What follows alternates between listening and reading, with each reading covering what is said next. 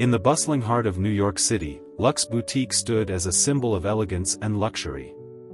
With its shimmering displays of designer footwear and plush velvet seating, the boutique was a haven for the elite.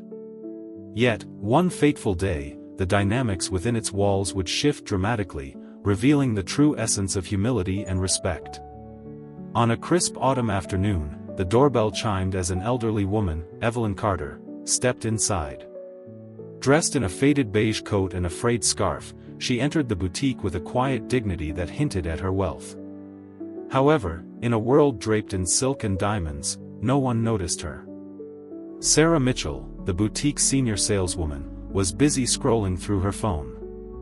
With sharp green eyes that scanned the room, she quickly dismissed Evelyn as a potential customer. To Sarah, who wore a fitted black dress and high heels, customers were divided into two categories: buyers and time wasters. Evelyn, in her simple attire, clearly belonged to the latter. "Welcome to Luxe Boutique," Sarah said, her voice dripping with forced politeness. "If you're looking for something a bit more affordable, our discount section is at the back." Evelyn paused, a flicker of surprise crossing her face, but she chose to remain silent.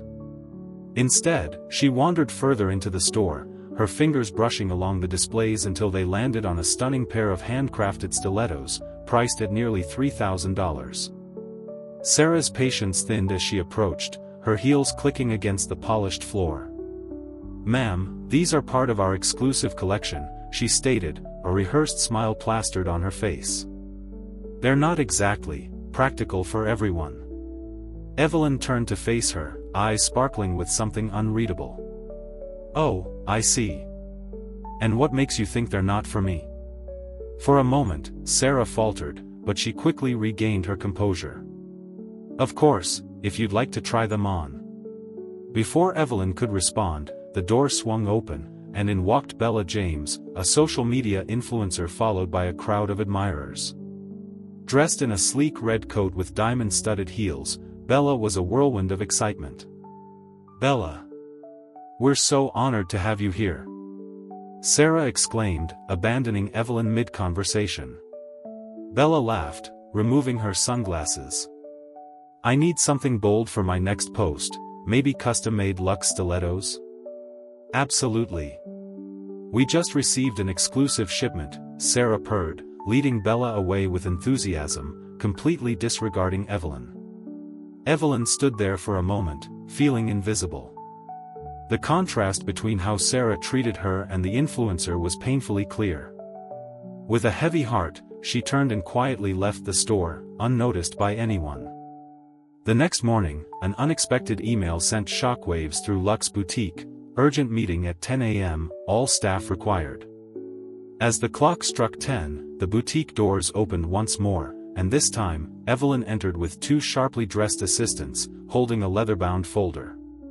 Sarah, mid-conversation with another customer, froze. A sinking feeling gripped her as Evelyn strolled confidently past the displays, heading straight for the VIP consultation area. Every employee turned to look, and an unsettling silence settled over the boutique. Evelyn placed the folder on the counter and calmly unbuttoned her coat, revealing a tailored navy blue business suit that radiated authority. "Good morning," she said, her voice calm yet commanding. "Let's begin." Sarah blinked in confusion, nervously laughing. "I'm sorry, ma'am, but..." Evelyn raised a hand, silencing her. "I believe we need to discuss some policy changes." The air turned heavy with disbelief. Sarah's rehearsed smile faltered as the words "owner of Luxe Boutique" echoed in her mind. This had to be a mistake. The same woman she had brushed off now stood before her as the owner. Evelyn's gaze swept over the employees. "This isn't my first time walking into this store unnoticed," she continued. "And I imagine I'm not the only one who has been dismissed by a judgmental glance or a careless assumption." Sarah swallowed hard, trying to regain control. "Mrs. Carter, I assure you we pride ourselves on exceptional service." "Exceptional service?" Evelyn's voice cut through the room. "Is that what you call ignoring a potential customer and pushing them toward the discount section?" Sarah's stomach twisted in knots. Evelyn leaned in slightly, her voice lowering. "Tell me, Sarah, if I had walked in wearing a designer suit and a diamond necklace, would you have treated me the same way?" Sarah opened her mouth, but no words came out. The painful truth was evident, and her silence spoke volumes. "I built this company with a vision where luxury isn't about exclusion but about experience," Evelyn said. "My own senior saleswoman failed to uphold those values." Tension filled the room. Sarah's colleagues stared in disbelief, some shifting uncomfortably. Panic clawed at Sarah's chest. This couldn't be happening. She had worked hard to establish her status, and now she was facing her downfall. "Mrs. Carter, I deeply apologize for any misunderstanding," Sarah stammered. "This isn't a misunderstanding," Evelyn replied, her voice steady. "You assumed I had no business being here. Instead of providing the service expected in a store that bears my name, you decided I wasn't worth the effort." A heavy silence settled in the room. Evelyn turned to her assistants. "Have the HR department pull all customer service reports from the last 6 months." Sarah's breath hitched. "And if we find that other customers have received similar treatment?" Evelyn's gaze returned to Sarah. "We will have to make some serious changes to staffing." The weight of 1,000 stares pressed against Sarah. Every fiber of her being screamed to defend herself, but deep down, she knew it was futile. Evelyn had already decided her fate. "This store will be undergoing changes effective immediately," Evelyn declared. Sarah's stomach twisted with dread. "You have spent years pushing customers toward the discount section, Sarah. Let's see how you like working there instead." The next morning, Sarah arrived at Luxe Boutique as an outcast in her own kingdom. Gone were the admiring glances from her colleagues, gone was her usual spot at the sleek marble VIP consultation desk. Now, she stood in the dimmest corner of the boutique, the dreaded discount section. The irony suffocated her. For years, she had dismissed this area as a graveyard for last season's leftovers. Now, it was her domain. The designer dress she wore felt out of place, too extravagant for her new station. Tina's grip tightened on the register counter, the residual humiliation from yesterday clinging to her like static. As the store opened, a woman shuffled toward the discount racks, arms piled high with shoes. Her hair was a messy bun, and her purse looked worn. The kind of customer Sarah had once viewed with disdain. "Hey, you sales lady," the woman called out, smacking her gum. Sarah stiffened but forced a smile. "Yes, how can I help you?" The woman thrust a pair of red pumps toward her. "These got a discount on top of the discount, right?" Sarah blinked, confused. "Excuse me?" The woman rolled her eyes. "I followed this place online. They posted about an extra 20% off last night." Sarah hesitated, unsure of the current discounts. "Let me check for you." She turned, only to be blocked by a junior saleswoman named Emily, who had once idolized Sarah. Now, Emily's smirk was barely concealed. "You're looking for the staff discount memo, right?" she asked sweetly. Sarah gritted her teeth. "Where is it?" Emily flipped through a binder slowly before pushing it toward Sarah. She snatched it, skimming the pages, her pride burning with every wasted second. "Yes, there's an additional discount," she finally said, forcing a smile. The woman beamed. "Perfect. I'll take these. Oh, and do you have a box? This one's got a stain." Sarah glanced down, a faint scuff marred the side of the shoe. If she were still in the main boutique, she would have replaced it. But in this section, there were no replacements, only imperfect leftovers.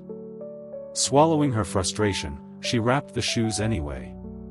Thus began her morning, a steady stream of customers who haggled and demanded, treating her like a mere cashier. By noon, her head throbbed. She hated this. She hated the customers, the humiliation, and most of all, she hated Evelyn Carter. By mid-afternoon, Sarah couldn't take it anymore. She slipped away from the discount section, hoping to glimpse her old life in the main boutique. But as she stepped onto the luxurious carpet, she froze. Evelyn was there, commanding the room with effortless grace. Worse still, the CEO of Luxe Boutique's parent company was sitting across from her. In that moment, the horrifying realization hit Sarah: she wasn't just being humiliated in front of her co-workers, she was being humiliated in front of those who controlled her future. Evelyn's gaze flickered toward Sarah, and for a brief second, Sarah saw a hint of amusement in the older woman's eyes, a silent message saying, "Yes, I know you're watching. Yes, I'm making sure you see exactly what you lost." The humiliation sank deep into Sarah's chest. She turned and walked back to her exile in the discount section. That night, Sarah sat in her apartment, her wine glass half empty, her mind racing. She replayed every look, every word, every humiliation. The more she thought about it, the angrier she became. She refused to be treated like this. Evelyn might have been playing the long game, but so could she. She just needed to figure out how to strike back. Scrolling through her phone, a notification from Bella James caught her eye. The influencer had posted a video with the caption, "When luxury saleswomen forget who they're talking to." Sarah's stomach dropped. The comments flooded in, "OMG, that lady owns the store. Talk about karma. I love how she humbled that snobbish saleswoman." The video was going viral. Sarah felt her pulse race. Evelyn hadn't just humiliated her in the store, she had let the entire world watch it happen. That night, Sarah lay in bed, staring at the ceiling, her phone illuminating her face. The video had gained over 500,000 views in a few hours. Comments poured in, drowning any hope of salvaging her reputation. The next morning, Sarah arrived at Luxe Boutique before opening hours, her heart pounding with determination. If she was going to save herself, she needed to act fast. Entering the boutique, the store was eerily empty. She headed straight for the manager's office. James, the store's general manager, looked up, his eyes widening slightly. "Tina," he started. "Listen to me," she interrupted, urgency in her voice. "This is getting out of hand. I know how bad it looks, but we can still fix this." James leaned back, arms crossed. "Fix it? Do you realize how much damage control we'd have to do? The public loves a good, arrogant employee gets humbled story. I've been one of your best salespeople for years." Sarah insisted. "Yeah, and I also know you've let it get to your head," James replied. "Evelyn hasn't made an official decision yet," Sarah said, desperation creeping in. "But what if we shift the narrative?" James raised an eyebrow. "Go on. What if we frame this as a misunderstanding? We release a statement saying I was following store procedures, and the situation was misinterpreted," Sarah proposed. James sighed, shaking his head. "That's not going to work. You were recorded ignoring the store's owner." Just then, the door swung open, and both of them froze as Evelyn stood in the doorway, flanked by corporate executives. "I believe it's time for our discussion, Sarah," Evelyn said, calm but unyielding. Tension filled the room as Sarah followed Evelyn into the private lounge. The rich scent of freshly brewed tea contrasted sharply with the storm brewing inside her. "You've worked here for a long time, haven't you?" Evelyn asked. "Yes, almost 8 years," Sarah replied, swallowing hard. "And in those 8 years, you built yourself a reputation, skilled, efficient, confident," Evelyn continued. "But you also became entitled, dismissive, and arrogant." Sarah flushed. "I built this company," she defended. "Not just for the wealthy, but for those who appreciate quality," Evelyn countered. "You decided that luxury was about exclusion rather than experience." Tension filled the air. Evelyn's voice cut through Sarah's thoughts. "I could have fired you yesterday, but I wanted you to feel the weight of your actions. I wanted you to understand what it's like to be judged unfairly. The words hit Sarah hard. Mrs. Carter, please. You have 20 minutes to clear out your things, Evelyn said, turning away and leaving Sarah alone with her downfall. Back in her apartment, the weight of unemployment pressed down on her. Outside, the city bustled, but for the first time in 8 years, she had nowhere to go. As she paced her room, Margaret's actions replayed in her mind. She realized she had been that person, too, judging others based on appearances. For the first time, she understood that luxury was about experience, not judgment. She slumped onto her couch, her head in her hands. A soft chime broke the silence, an email from Evelyn. If you're ready to talk, meet me at Lux tonight after closing. Tina read the message 3 times. She wasn't going to miss this chance. When she arrived, the boutique was dimly lit, the luxurious displays gleaming. Evelyn sat at the center table, a cup of tea in front of her. Good evening, Sarah, she greeted calmly. Sarah swallowed hard and sat across from her. After a moment of silence, she finally spoke. I was wrong. Evelyn raised an eyebrow. Go on. I treated people terribly, Sarah admitted. I judged customers without knowing them. I thought I was better than them. But I get it now. I really do. Evelyn studied her carefully before pulling out a printed article.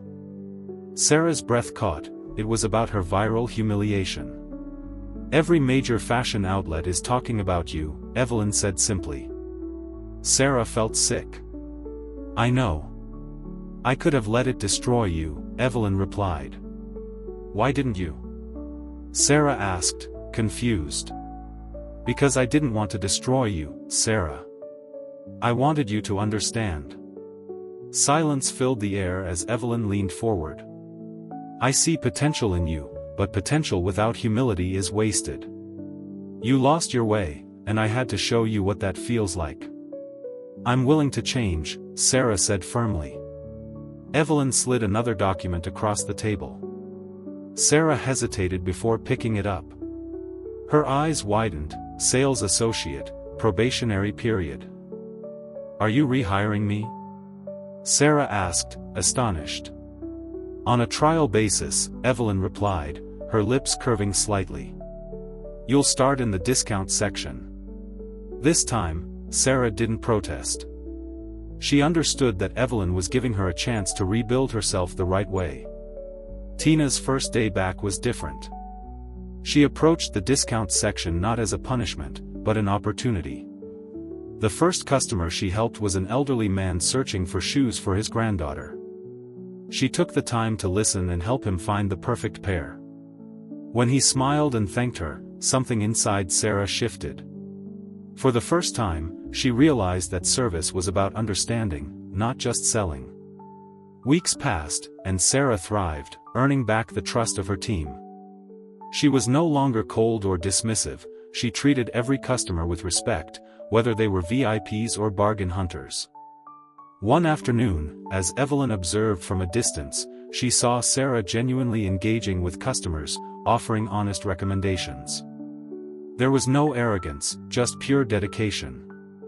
Finally, one evening, Evelyn called Sarah into her office. I've been impressed by your progress, she said, smiling.